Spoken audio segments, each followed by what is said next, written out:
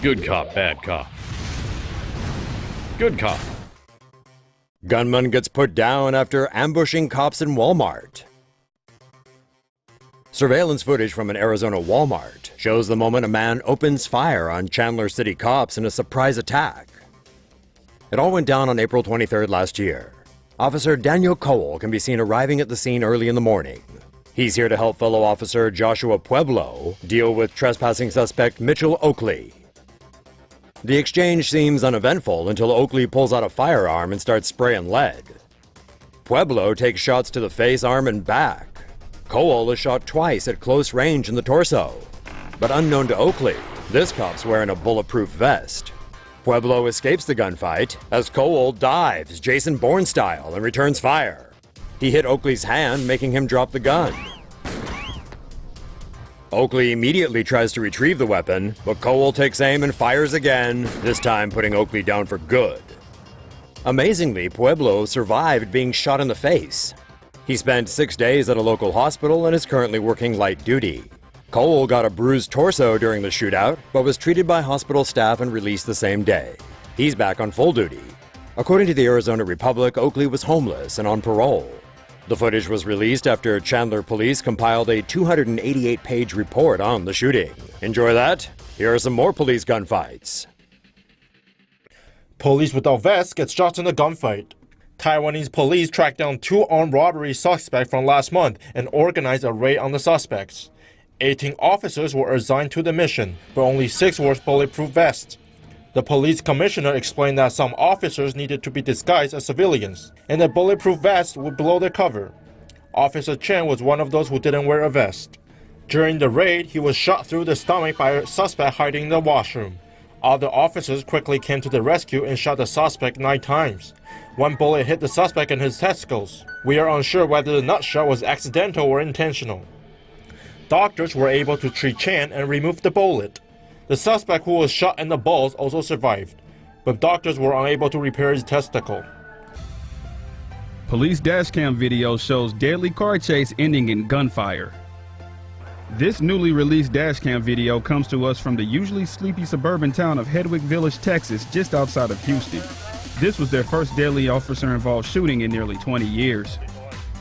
The suspect being chased is 36-year-old Emilio Solis, who amongst other things was in the U.S. illegally. He is known to have been selling drugs in and around LA for a few years and had an outstanding warrant for that, along with several more on aggravated assault. Perhaps that's why he decided to pack up and head east to the Houston area. At one point in the chase, Solis slows down to let a passenger out of his car.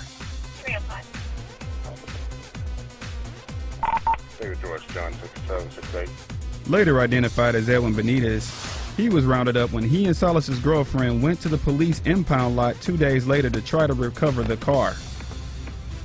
Back to the chase, eventually it came to a close in a hail of gunfire.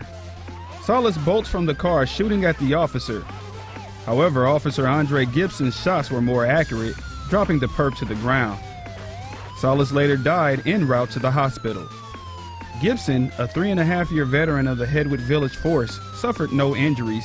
However, he did come close when a bullet ripped through a pant leg near his ankle. The part-time pastor has yet to comment on the incident. Police kill suspect who pointed stapler during Florida standoff. The suspect, a convicted multiple felon with 17 prior arrests and 32 previous charges, was shot and killed by police in Auburndale, Florida on Monday night. The Polk County Sheriff's Office received a 911 call about a suspicious vehicle and suspected drug activity around 7:15 p.m. on Monday. When deputies arrived, they saw 33-year-old Dominic Fuller, who was in a stolen car.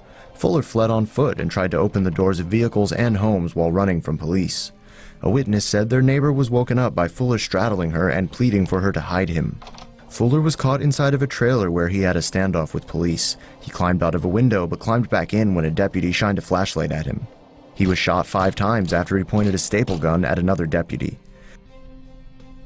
SWAT team members found Fuller dead inside of the trailer around 11:05 p.m. The officer who killed the suspect was put on administrative leave, and an autopsy is being conducted to determine the cause of death. 13 people were killed in 3 gun battles in Matamoros. near the US-Mexico border on Sunday. The first shootout took place just before noon on the Matamoros to Reynos highway. Authorities seized 2 vehicles, 3 guns and ammunitions after the clashes. 5 civilians, including 1 woman, were killed. The second shootout took place at 4 p.m. on the same highway near a spot known as the Hump. 4 suspects were killed in the shootout by Mexican Marines. The third shootout took place at 4:20 p.m. on a road in Matamoros when suspects attacked Marines. 4 suspects died in the shootout. None of the dead have been identified. It is not clear whether they were affiliated with any criminal organizations. See a story that really should be animated? Suggest stories to Tomo News now.